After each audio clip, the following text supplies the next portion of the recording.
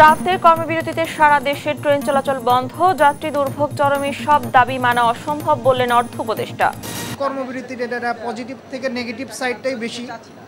পজিটিভটা হচ্ছে শুধু তাদের ফ্যাসিলিটির জন্য। দুদিন আগে টিকিট কেটেও আমি এখন এই কর্মবিরতি তাদের একটা কিসের জন্য আমি এখানে ফেসে গেলাম। আমরা যতটুকু আমাদের সম্পদের ইস্যুতে আমরা বলেছি, অন্যরা সংস্থা আমরা যে বই দিয়েছি আমরা দিয়েছি। রেল বন্ধে চাপ বেড়েছে বাস স্টেশন ও টার্মিনালে, সীমিত বিআরটিসি বাস, সুযোগে বাড়তি ভাড়া আদায়ের অভিযোগ। খুলনায় অব্যাহত ট্যাঙ্ক লরি শ্রমিকদের কর্মবিরতি, ডিপো থেকে তোলা হচ্ছে না তেল, 16 জেলায় সরবরাহ বন্ধ, কমছে মজুদ। কুষ্টিয়ার জিকে সেচ প্রকল্পের বেহাল দশা, নষ্ট পাম্প ও খাল দখলে সেচ বন্ধ, 2 জেলায় হুমকির মুখে ফসল উৎপাদন। সরকারি পানি পালে আমাদের খরচ কম হয়, আর যদি আমরা তেল খরচ করি, পানি দিয়ে মেশিন দিয়ে তুলি ওই আবাদ করি, তাহলে তো খরচ বেশি হয়। না, আমরা গতবার পাইনি, তাতে আমাদের ধান আবাদ করি, তাই আমরা আবাদ করতে পারিনি। এবং জামালপুরে মাদারগঞ্জে গ্যাসের সন্ধানে কূপ খনন শুরু, সন্ধান মিললে প্রতিদিন 10 মিলিয়ন ঘনফুট যুক্ত হবে জাতীয় গ্রিডে।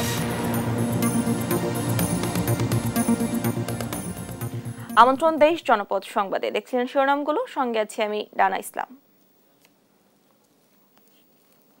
এবার যাচ্ছি বিস্তারিত সংবাদে। মাইলেজ সুবিধা পুনর্বহাল সহ কয়েক দফা দাবিতে সারা দেশে চলছে রেলওয়ে রানিং স্টাফদের ডাকা কর্মবিরতি। এতে মধ্যরাত থেকে ট্রেন চলাচল বন্ধ রয়েছে। হঠাৎ এমন কর্মসূচিতে চরম দুর্ভোগে পড়েছেন যাত্রীরা। বিক্ষুব্ধ যাত্রীরা রাজশাহী স্টেশনে ভাঙচুর করেন। এদিকে বাধ্য করে কোনো দাবি আদায়ের চেষ্টা করা হলে ব্যবস্থা নেওয়ার হুঁশিয়ারি দিয়েছেন রেল উপদেষ্টা ফাউজুল কবির খান। এ বিষয়ে এক প্রশ্নের জবাবে সচিবালয়ে অর্থ উপদেষ্টা জানান, রেলের কর্মচারীদের যৌক্তিক দাবি পূরণ করা হয়েছে। বিস্তারিত মোহাম্মদ সাকিবের প্রতিবেদনে।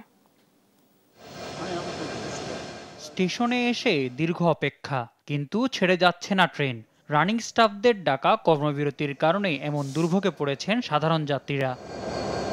বেতনের সঙ্গে অবসর ভাতা দেয়া সহ বিভিন্ন দাবি পূরণ হয়নি রেলওয়ে রানিং স্টাফ, কর্মচারী ও শ্রমিকদের। তাই মঙ্গলবার রাত 12টা থেকে কর্মবিরতি শুরু করেন তারা। এর ফলে মধ্যরাত থেকে সারা দেশের কোনো রেল স্টেশন থেকে ট্রেন ছেড়ে যায়নি। মূল বেতনের সঙ্গে রানিং অ্যালাউন্স, অতিরিক্ত কর্মঘণ্টার জন্য দূরত্ব অনুযায়ী বিশেষ আর্থিক সুবিধা এবং অনুতোষিক সুবিধা সহ নানা দাবি পূরণ না হওয়ায় এই কর্মবিরতি বলে জানান আন্দোলনকারীরা। আমাদের কথা যে আমাদের রেল সিস্টেম থেকে যেটা আমাদের যে সুযোগ সুবিধাগুলো দিয়ে আসছে, আমরা যেটা দেখে আমরা আসছি, কাজ করতেছি, আমাদের পূর্বপুরুষরা পায়ে গেছে, আমরাও পেয়ে আসছি। এখন যারা যেটা কাটেল করতেছে, সেই কাটেলের বিপক্ষে আমাদের অবস্থান। সারা দেশে রেল চলাচল বন্ধ থাকায় চরম ভোগান্তিতে পড়েছেন যাত্রীরা। আমরা এখানে আসার পর যেহেতু জানলাম, সেহেতু আমরা এখানে সাধারণ যাত্রী যারা আছি, আমরা অত্যন্তভাবেই একদম একটা বিড়ম্বনার মধ্যে পড়ে গেছি। বলা নেই কনে হঠাৎ দেখি কর্মবিরতি, যে জন্য আসলে একেবারে বিশাল বিড়ম্বনায় পড়তে হচ্ছে। সার্বিক অবস্থা দেখতে সকালে কমলাপুর রেল স্টেশন পরিদর্শনে আসেন রেল উপদেষ্টা মোহাম্মদ ফাউজুল কবির খান। এ সময় তিনি বলেন, যাত্রীদের জিম্মি করে আন্দোলন কাম্য নয়। যেটা দুঃখজনক যে এতগুলো যাত্রীকে জিম্মি করে এই ধরনের একটা কর্মসূচি দেওয়া, এখানে তো কে সাফার করতেছে সাধারণ মানুষ। এটা নিয়ে আলোচনা হতে পারে, কিন্তু এটা যদি রেল বন্ধ করতে পারে, রেল বন্ধ করা তো রেল তো কারো ব্যক্তিগত সম্পত্তি না। রেল তো বন্ধ করার কারণ রেলের তো অসুবিধা কার হচ্ছে? অসুবিধা তো সরকারের না, অসুবিধা হচ্ছে যাত্রী সাধারণ। সারা দেশের মতো চট্টগ্রাম, রাজশাহী, খুলনা, ময়মনসিংহ থেকেও মধ্যরাত থেকে ছেড়ে যায়নি কোনো ট্রেন। ভোগান্তিতে এসব এলাকার যাত্রীরা। আইসা দেখেছে না কর্মবিরতি, ট্রেন চলতেছে না। এইভাবে আমরা যাত্রীরা ট্রেনের সকল দিক দিয়েই সাফার করতেছি। চাকরি করি জামালপুর পৌরসভা মাস্টার বলে, এখন আমি যাইতে পারতেছি না। কয়েক টাকা বেতন পাই, কিন্তু আমরা এটা যাই কি করি এখন।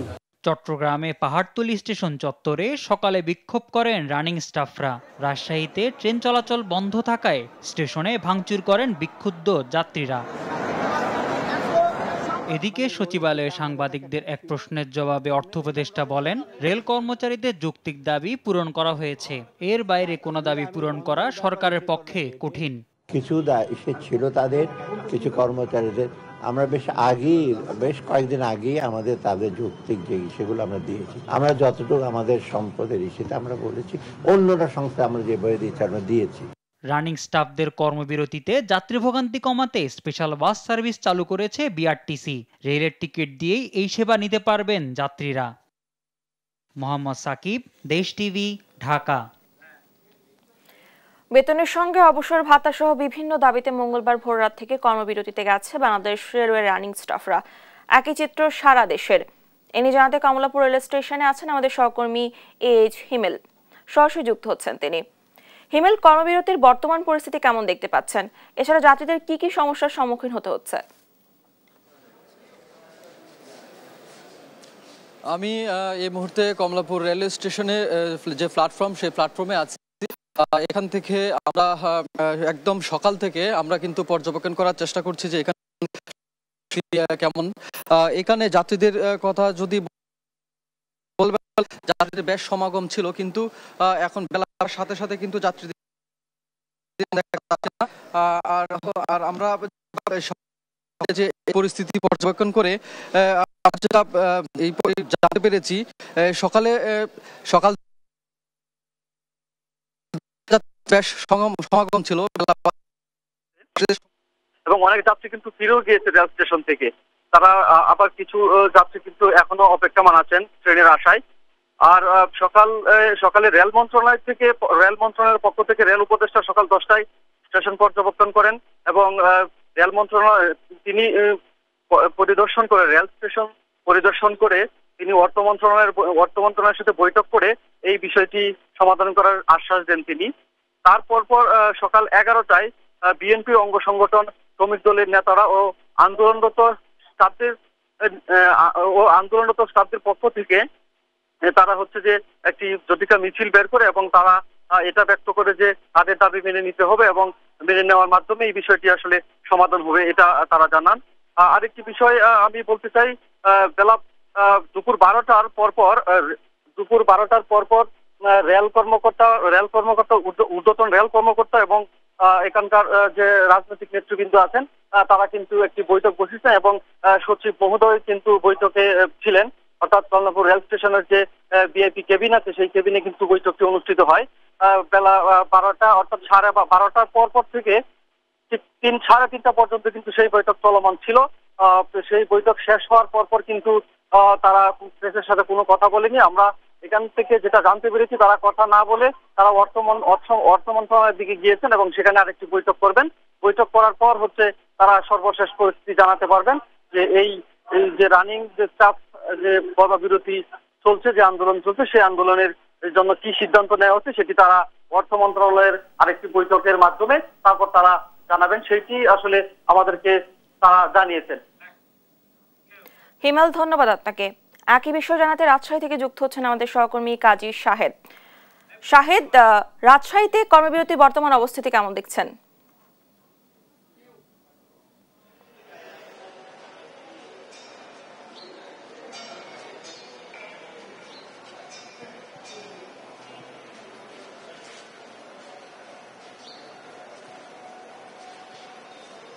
ধন্যবাদ রানা। আমরা আছি রাজশাহী রেল স্টেশনে, যেখানে আমরা যদি একটু দেখানোর চেষ্টা করতে চাই সেটি হলো যে ট্রেনগুলো যেগুলো ছেড়ে যাওয়ার কথা ছিল সেগুলো এখন পর্যন্ত ছেড়ে যায়নি এবং পূর্ব নির্ধারিত যে তাদের কর্মসূচিগুলি ছিল রেলের রানিং স্টাফদের সেটি তারা পালন করছেন এবং এখন পর্যন্ত যাত্রীরা সকাল থেকে যারা এসেছিলেন তারা কিন্তু ট্রেনের টিকিট যেগুলো ছেড়ে যাওয়ার কথা তারা টাকা ফেরত নিয়ে যাচ্ছেন। ট্রেন পরিচালনায় যুক্ত কর্মচারীরা যে বাড়তি সময়টুকু কাজ করে থাকেন তারা সেটি 1 মাস বা 2 মাস তার চেয়ে বেশি সময় ধরে বেতন হিসাব করে একটা ব্রিটিশ আমবন্ধু থেকে তারা একটা পাওনা পেয়ে থাকেন, যেটি বিশেষ এই সুবিধাটি বন্ধ করে দেওয়ার কারণেই মূলত অচল হয়ে পড়েছে সরকারের গণপরিবহন রেলওয়ে। আমরা সকাল থেকেই যেটি দেখেছি যে যাত্রীদের উপচে পড়া ভিড় ছিল, তখন যাত্রীরা এখানে যেটি বলছিলেন যে তারা এই যে ভোগান্তিতে পড়েছেন এই ভোগান্তিটি সরকার নিরসনের উদ্যোগ নেবে এমনটি তারা প্রত্যাশা করেছিলেন। কিন্তু সকাল থেকে আমরা দেখলাম যে এইখানে যাত্রীদের যে ভোগান্তি সেটি নিরসনে বা তাদের সঙ্গে কথা বলার জন্য কেউ আসেন, তারা অপেক্ষা করছেন ঢাকা থেকে সিদ্ধান্ত আসলেই এখান থেকে ট্রেন ছাড়া হবে। বিকেল 4:20 এখান থেকে পদ্মা এক্সপ্রেস ঢাকার উদ্দেশ্যে ছেড়ে যাওয়ার কথা, সেটি ছেড়ে যাচ্ছে না। সেই যে যাত্রীরা যারা ছিলেন তাদেরকে টাকা ফেরত দেওয়ার জন্য মাইকে ঘোষণা করে রেলের পক্ষ থেকে টিকিটের মূল্য ফেরত দেওয়া হয়েছে। এছাড়া সকালে যে অনাকাঙ্ক্ষিত ঘটনাগুলি ঘটেছিল আমরা দেখেছি যে সকালে যাত্রীরা এসেছিলেন এবং একসঙ্গে যেহেতু 3টি ট্রেন এই স্টেশন থেকে ছেড়ে যাওয়ার কথা ছিল, ফলে যাত্রী সংখ্যাও অনেক ছিলেন, তারা এখানে ভাঙচুর চালিয়েছেন, পরে রেল কর্তৃপক্ষ সেনাবাহিনীর সহায়তা চায়। সেনাবাহিনী আসার পরে এখানে আমরা দেখেছি যে পরিস্থিতি শান্ত হয়েছে এবং তারা পরে চলে গেছেন যাত্রীরা।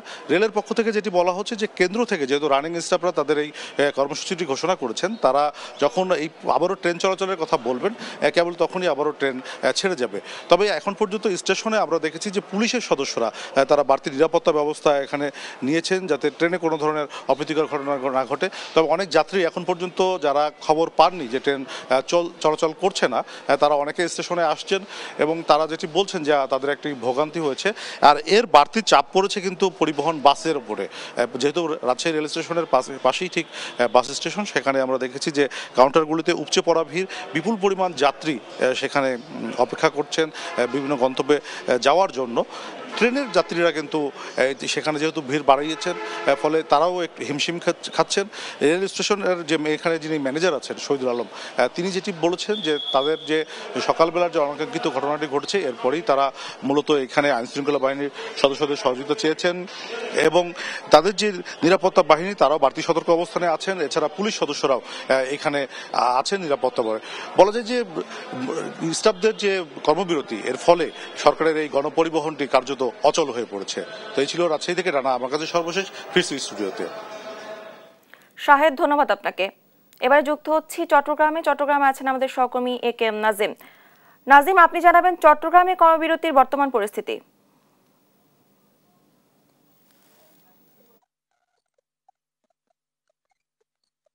রেলওয়ে রানিং স্টাফদের যে ধর্মঘট সেটি চলছে, কিন্তু সেই রানিং স্টাফদের ধর্মঘটের কারণে কিন্তু চট্টগ্রাম থেকে কোনো ট্রেন ছেড়ে যায়নি। তার আগে যে নির্ধারিত ট্রেনগুলো ছিল সেগুলো ছেড়ে গিয়েছিল, কিন্তু হঠাৎ করে এই ট্রেন ধর্মঘটের কারণে কিন্তু রানিং স্টাফদের যে কর্মবিরতি সেটির কারণে কিন্তু ট্রেনে যারা চলাচল করে তাদের কিন্তু ভোগান্তি চরম আকার ধারণ করেছে। আমরা সকাল থেকে চট্টগ্রাম রেল স্টেশন সহ যে রেস্টুরেন্টগুলো রয়েছে সেগুলোর খোঁজ খবর রেখেছি। এখানে আমরা যেটা দেখেছি, রেলগুলো কিন্তু অলস সময় পার করছে প্ল্যাটফর্মগুলোতে। সেজন্য কিন্তু তাদের যে যাত্রীগুলো ছিল রেলে যারা চলাচল করেন তাদের যাত্রীদের কিন্তু ভোগান্তি চরম আকার ধারণ করছে। পাশাপাশি সকালে কিন্তু এই ভোগান্তির কারণে বিআরটিসির পক্ষ থেকে একটি বাস দেওয়া হয়েছিল এবং কয়েকটি বাসে কিন্তু যারা রেলের যাত্রী ছিল তারা বিভিন্ন গন্তব্যে গিয়েছেন। কিন্তু এই সুযোগে রেলের যে ধর্মঘট, রেলের যে রানিং স্টাফ তাদের যে ধর্মঘট, সেই ধর্মঘটের কারণে কিন্তু এক শ্রেণীর বাসের যারা চালক এবং কাউন্টার রয়েছেন তারা কিন্তু অতিরিক্ত ভাড়া আদায় করছেন বলে আমরা বিভিন্ন মাধ্যমে জানতে পেরেছি। বিশেষ করে বিআরটিসি বাস সহ অন্যান্য যেগুলো দূরপাল্লার গণপরিবহনগুলো রয়েছে সেগুলো গণপরিবহনগুলোর মালিক এবং বিভিন্ন কাউন্টারে কিন্তু গন্তব্যে যাওয়ার জন্য অতিরিক্ত ভাড়া আদায় করছে বলে যাত্রীরা আমাদেরকে অভিযোগ করেছেন। এবং তারা যেটি বলছেন, রেলের যে ধর্মঘট সেটি হঠাৎ করে ধর্মঘটের কারণেই কিন্তু যে চাপ তৈরি হচ্ছে সড়কে, সেই চাপের সুযোগে কিন্তু বাসের চালকরা এবং হেল্পাররা থেকে শুরু করে বাসে যারা সংশ্লিষ্ট রয়েছেন তারা কিন্তু অতিরিক্ত ভাড়া আদায় করছেন। এদিকে রেলের যারা রানিং স্টাফরা রয়েছেন যারা কর্মবিরতি পালন করছেন তাদের সাথে আমরা কথা বলছি। তারা যেটি বলেছেন, তাদের যে কর্মবিরতি সেটি তারা গত প্রায় 3 বছর ধরেই তারা এই আন্দোলন চালিয়ে আসছেন। তাদের যে মাইনাস দেওয়ার কথা, তাদের 8 ঘন্টার পরে তারা যে অতিরিক্ত ডিউটি করেন সেই ডিউটির জন্য তাদের যে আনুষঙ্গিক ভাতা দেওয়ার কথা ছিল সেগুলো না দেওয়ার কারণে কিন্তু তারা গত 3 বছর আগে থেকে কিন্তু তাদের যে আন্দোলন সেটি তারা চালিয়ে যাচ্ছেন। কিন্তু তাদের ধর্মঘটের কারণে ছিল রেলের অনেক যাত্রী কিন্তু না জানার কারণে তারা স্টেশনে এসে ভোগান্তির পোহাতে হয়েছে। এখন যেভাবে দেখছেন আমরা চট্টগ্রাম রেল স্টেশনে আছি, এখানে প্ল্যাটফর্মগুলোতে বিভিন্ন রেলের বগিগুলো থেকে শুরু করে অলস সময় পার করছেন। এবং চট্টগ্রামে যারা রেলের রানিং স্টাফ রয়েছেন তাদের সাথে আমরা কথা বলেছি, তারা যেমনটি বলেছেন তাদের দাবি গুলো পূরণ না হওয়া পর্যন্ত কিন্তু তাদের যে কর্মবিরতি বা ধর্মঘট সেটা কিন্তু তারা চালিয়ে যাবেন। চট্টগ্রাম রেল স্টেশন থেকে এই ছিল আমার কাছে সর্বশেষ। ধন্যবাদ আপনাদেরকে। বেতনের সঙ্গে অবসর ভাতা সহ বিভিন্ন দাবিতে মঙ্গলবার ভোররাত থেকে কর্মবিরতিতে গেছে বাংলাদেশ রেলওয়ে রানিং স্টাফরা। এ নিয়ে জানাচ্ছিলেন আমাদের সহকর্মীরা। কর্মবিরতির মধ্যেই মোহনগঞ্জ থেকে ছেড়ে আসা ঢাকাগামী আন্তনগর হাওড় এক্সপ্রেস ট্রেনটি ময়মনসিংহ রেলওয়ে স্টেশনে রেখে পালিয়েছে চালক। এতে বিক্ষুব্ধ যাত্রীরা স্টেশন সুপারিনটেন্ডেন্ট নাজমুল হক খানকে অবরুদ্ধ করে রেখেছেন। পরিস্থিতি নিয়ন্ত্রণে রাখতে মোতায়েন করা হয়েছে অতিরিক্ত পুলিশ। মাইলেজ সুবিধা পুনর্বহাল না করায় সোমবার মধ্যরাত থেকে অনির্দিষ্টকালের জন্য কর্মবিরতির ডাক দেন বাংলাদেশ রেলওয়ে রানিং স্টাফ ঐক্য পরিষদ। কর্মবিরতির মধ্যেই মঙ্গলবার সকাল 10:30টায় ময়মনসিংহ রেল স্টেশনে ছেড়ে আসে ঢাকাগামী আন্তনগর হাওড় এক্সপ্রেস ট্রেন। পরে ট্রেন রেখে চালক পালিয়ে গেলে ভোগান্তিতে পড়েন যাত্রীরা।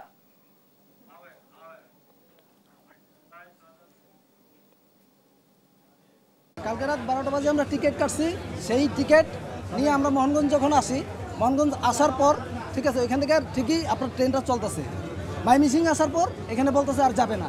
তো আমার কথা হচ্ছে যে কালকে থেকে যদি সমস্যা হয়, হ্যাঁ আপনার সার্ভার তো ডাউন রাখার দরকার ছিল বা ওয়ার্নিং জানানোর দরকার ছিল যে এই ট্রেনটা ঢাকা যাবে না। হ্যাঁ, তো এখন এতগুলো যে যাত্রী আছে এখানে, সবগুলো যাত্রী কি বিভ্রান্তির ভিতরে পড়লো কিনা, এই ব্যাপারে আমি কর্তৃপক্ষের সাথে জানিয়েছি। কর্তৃপক্ষ বলছে যে সিদ্ধান্ত দেওয়া হবে, এই সিদ্ধান্তের মধ্যে অপেক্ষা করতে হবে। রেলওয়ে রানিং স্টাফদের কর্মবিরতির কারণে বাসের ভাড়া বাড়িয়ে দিয়েছে অসাধু সিন্ডিকেট। এ নিয়ে আরো জানাতে ময়মনসিংহ থেকে যুক্ত হচ্ছেন সহকর্মী ইলিয়াস আহমেদ।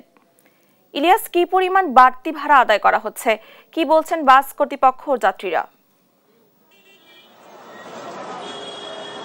রেলওয়ে রানিং স্টাফদের কর্মবিরতির কারণে কিন্তু একেবারেই ভোগান্তির চরমে পৌঁছেছে যাত্রী সেবা। অর্থাৎ আমরা দেখেছি সকাল থেকেই রেল স্টেশনে যাত্রীদের যে ভোগান্তি, সেটি কিন্তু বিকালে বাস স্ট্যান্ডগুলোতে লক্ষণীয় হয়ে উঠেছে। এবং আমি এখন রয়েছি ময়মনসিংহ নগরীর পাটগুদাম ব্রিজমোড় বাস স্ট্যান্ডে রয়েছি। এই বাস স্ট্যান্ড থেকে কিন্তু যারা রেলপথের যাত্রী ছিলেন, তারা রেলপথে গন্তব্যস্থলে না পৌঁছাতে পেরে তারা কিন্তু বাসে গন্তব্যস্থলে পৌঁছানোর চেষ্টা করেছেন, যার কারণে আমরা দেখেছি বাস মালিক যারা রয়েছেন তারা কিন্তু বাস ভাড়া বৃদ্ধি করেছেন। অর্থাৎ ঢাকায় আগে যারা 150 থেকে 200 টাকা করে যেতেন এবং তাদের ভাড়া কিন্তু 50 থেকে 100 টাকা পর্যন্ত বৃদ্ধি করা হয়েছে। এবং সাধারণ যাত্রীরা এই নিয়ে ক্ষোভ প্রকাশ করেছেন, যদিও চালকরা বলছেন যে তারা কিন্তু ভাড়া বৃদ্ধি করেননি।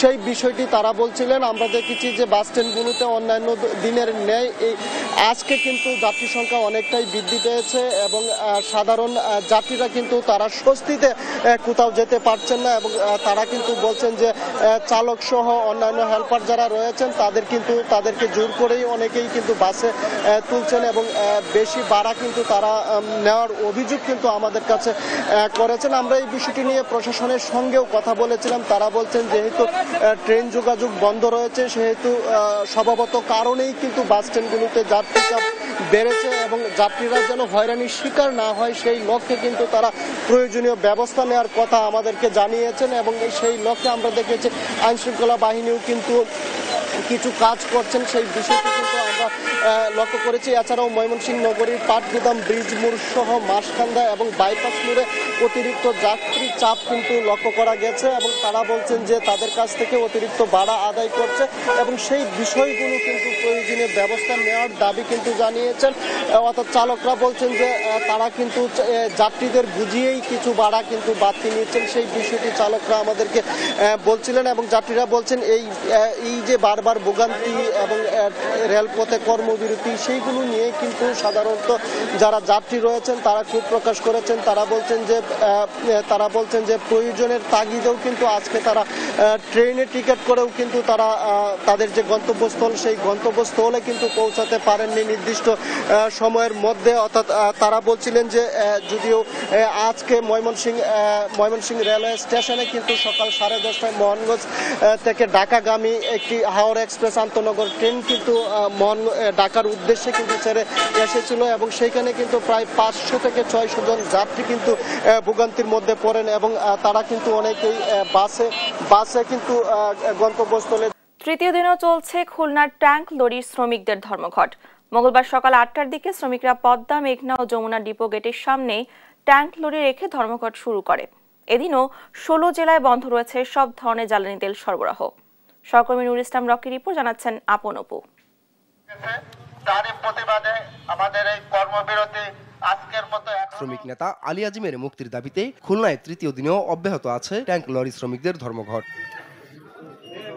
খুলনা বিভাগীয় ট্যাঙ্ক লরি শ্রমিক ইউনিয়নের ডাকে এই কর্মসূচি পালন করছে শ্রমিকরা। আন্দোলনের তৃতীয় দিন মঙ্গলবার সকাল 8টার দিকে শ্রমিকরা পদ্মা, মেঘনা ও যমুনা ডিপো গেটের সামনে ট্যাঙ্ক লরি রেখে ধর্মঘট শুরু করে। পরে নগরীর কাশীপুর মোড়ে সমবেত হয়। এদিকে আন্দোলনের সঙ্গে একাত্মতা ঘোষণা করেছে মালিক ও শ্রমিকদের আরো 4টি সংগঠন। ট্যাঙ্ক লরি চালাবো না, আমাদের গাড়িগুড়ি বন্ধ থাকবে। আমাকে শ্রমিকের গায়ে হাত দিয়েছে, এই জন্য প্রশাসনের কৈফিয়ত দিয়ে জবাব দিয়ে তারপরে গাড়ি চলবে, নাহলে চলবে না। আলী আজিমের মুক্তি না হওয়া পর্যন্ত ধর্মঘট অব্যাহত থাকবে বলে জানিয়েছেন শ্রমিক নেতারা। সোমবার রাতে সংগঠনের কাশীপুর কার্যালয়ে এক প্রেস ব্রিফিং এ তারা এই ঘোষণা দেয়। আমাদের সেক্রেটারি যতক্ষণ পর্যন্ত যাবেন না, আমরা গাড়ি চালাবো না। মালিক এবং শ্রমিক আমাদের যাদের নামে মামলা হয়েছে প্রশাসন তদন্ত সাপেক্ষে দেখুক, যদি আমরা এর মধ্যে কোনো রকম ইনভলভ থাকি আমাদের কোনো অভিযোগ নাই, যদি আমরা ইনভলভ না থাকি আমাদের কোনো লোক অ্যারেস্ট করা যাবে না। শ্রমিক ধর্মঘটে খুলনা বিভাগ ও বৃহত্তর ফরিদপুরের 15 জেলায় বন্ধ আছে জ্বালানি তেল সরবরাহ। এসব জেলার পাম্পগুলোতে সব ধরনের জ্বালানি তেলের মজুদও কমতে শুরু করেছে।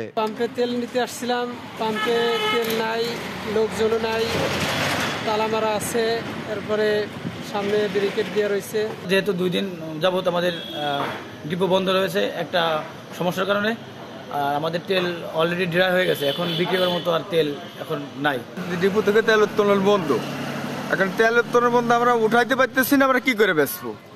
এই কারণে আমরা তেল নাই, বাধ্য বন্ধ করে দিয়েছি। দেখেন ব্যারেল। এর আগে রোববার দুপুরে খুলনা গোয়েন্দা পুলিশ শ্রমিক নেতা আলী আজিমকে একটি মামলায় গ্রেপ্তার করলে তার মুক্তির দাবিতে আন্দোলনে নামে শ্রমিকরা। আপনপু, নিউজ ডেস্ক, দেশ টিভি।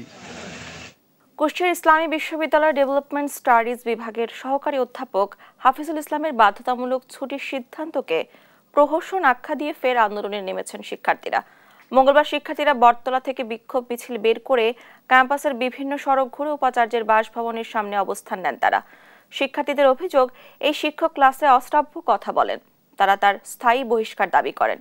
এদিকে শিক্ষার্থীদের উপাচার্যের বাসভবনের সামনে থেকে সরে যেতে নির্দেশনা দিয়ে উপ উপাচার্য অধ্যাপক ডক্টর এম ইয়াকুব আলী বলেন, বিশ্ববিদ্যালয়ের প্রশাসন হাফিজুল ইসলামকে 1 বছরের বাধ্যতামূলক ছুটি দিয়েছে, যা বহিষ্কারের সমান। জামালপুরের মাদারগঞ্জে গ্যাসের সন্ধানে কূপ খনন শুরু করেছে সরকার। 3 ধাপে জরিপ করার পর বাপেক্স এই উদ্যোগ হাতে নিয়েছে। গ্যাসের সন্ধান মিললে প্রতিদিন এই কূপ থেকে 10 মিলিয়ন ঘনফুট করে জাতীয় গ্রিডে যুক্ত করা যাবে বলে আশা করেন জ্বালানি ও খনিজ সম্পদ বিভাগের সচিব। ইমরান মাহমুদের রিপোর্ট, জানাচ্ছেন নুসরাত শোভা। জামালপুর জেলার মাদারগঞ্জ উপজেলার তারতাপাড়া গ্রাম। এই গ্রামে গ্যাস পাওয়া যাবে কিনা তা নিয়ে 1980 সাল থেকে 2 বার জরিপ করা হয়। একটি সাইসমিক সার্ভে, অন্যটি জাপানি সার্ভে। সার্ভে শেষে জানা যায় গ্যাস পাওয়ার সম্ভাবনা রয়েছে সেখানে। 2025 সালের 24 জানুয়ারি থেকে শুরু হয়েছে গ্যাসের সন্ধানে কূপ খনন প্রকল্প, যা চলবে 90 দিন। প্রায় 6 একর জমির উপর প্রকল্পটির ব্যয় ধরা হয়েছে 168 কোটি টাকা। 3000 মিটার খননের পর 400 বিসিএফ গ্যাস পাওয়া গেলে ভোক্তা পর্যায়ের বাজার মূল্য দাঁড়াবে 16,700 কোটি টাকা। আর জাতীয় গ্রিডে প্রতিদিন যুক্ত করা যাবে 10 মিলিয়ন ঘনফুট গ্যাস। খুব আশা নিয়ে আসছি যে এই এলাকাতে যদি আমরা গ্যাস পেয়ে যাই, তাহলে আমাদের জন্য একটা নতুন উইন্ডো ওপেন হলো। এটা আমাদের দেশের জন্য অত্যন্ত গুরুত্বপূর্ণ। শুধু তাই না, আমরা মনে করছি যে যমুনার এই পাশটাতে যদি আমরা গ্যাস পেয়ে যাই, ওই পাশেও আমরা গ্যাস পাবো। সাধারণত এই যে অ্যানালাইসিস করে যে ইন্ডিকেশনটা আমরা পেয়েছি, তারপরেই কিন্তু আমরা এখানে আসলে ড্রিলিং করি। ড্রিলিং করলে কিন্তু পিকচারটা একদম ক্লিয়ার হয়ে যাবে আমাদের। এরই মধ্যে এলাকার উন্নয়ন সহ স্থানীয়দের কর্মসংস্থানের ব্যবস্থা করা হচ্ছে বলে জানান প্রকল্প পরিচালক। সম্ভাবনাময় এই উদ্যোগে খুশি স্থানীয়রাও। এলাকার জনগণের কর্মসংস্থান এবং ডেভেলপমেন্ট অলরেডি তাদের হচ্ছে। এই জায়গায় আমরা নতুন করে রাস্তাঘাট করছি, বিদ্যুৎ সংযোগ দিচ্ছি এবং আমরা ডেভেলপ করছি এলাকা। আমরা গর্বিত এবং আনন্দিত যে আমাদের এই তারতাপাড়া গ্রামে একটা কূপ খনন হচ্ছে, যেটা জামালপুর জেলা নামে পরিচিত হবে। এখন যারা আমরা কর্ম ছাড়া বা যারা আমরা এখন স্টুডেন্ট যারা, তারা ভালোভাবে পড়াশোনা করার পরে গ্যাস প্রকল্প এখানে পার্মানেন্ট হলে তখন আমরা একটা চাকরির একটা সুযোগ পাবো। এই কূপ থেকে গ্যাস পেলে বিদেশ থেকে আমদানি করা কিছুটা হলেও কমবে বলে জানান জ্বালানি ও খনিজ সম্পদ বিভাগের সচিব মোহাম্মদ সাইফুল ইসলাম। বাইরে থেকে যে আমরা এলএনজি আমদানি করি, তাতে বিপুল পরিমাণে বৈদেশিক মুদ্রা আমাদের ব্যয় হচ্ছে। তো সেই জন্য আসলে আমরা আমাদের দেশের জন্য দ্রুত দরকার একটা প্রাকৃতিক গ্যাসকে আহরণ করা, সেটার প্রক্রিয়া হিসাবে আমরা চাচ্ছি। আর সেই সাথে আপনারা জেনে খুশি হবেন যে এই পুরো সাফল্য কাজটি করবে হলো আমাদের বাপেক্স, আমাদের দেশীয় প্রতিষ্ঠান। প্রত্যাশা অনুযায়ী গ্যাস মিললে তা দেশের জ্বালানি খাতে গুরুত্বপূর্ণ অবদান রাখবে বলে জানান সংশ্লিষ্টরা। নিউজ ডেস্ক, দেশ টিভি। অনিয়ম ও দুর্নীতির অনুসন্ধানে সাভারের ধামরাই সাব রেজিস্ট্রার কার্যালয়ে অভিযান চালিয়েছে দুর্নীতি দমন কমিশন। মঙ্গলবার সকাল থেকে দুপুরে এই অভিযান পরিচালনা করে দুর্নীতি দমন কমিশনের 3 সদস্যের একটি দল। এ সময় খাজনা রসিদ ছাড়া জমি রেজিস্ট্রি অফিসের নির্ধারিত সময়ের পর খাস কামরায় বসে জমির দলিল রেজিস্ট্রি করা, বায়না দলিলে মূল্য বেশি থাকলেও অবৈধ সুবিধা নিয়ে রাজস্ব ফাঁকির উদ্দেশ্যে সাব কাবলা দলিলে মূল্য কম দেখানো সহ নানা অনিয়মের চিত্র বেরিয়ে আসে।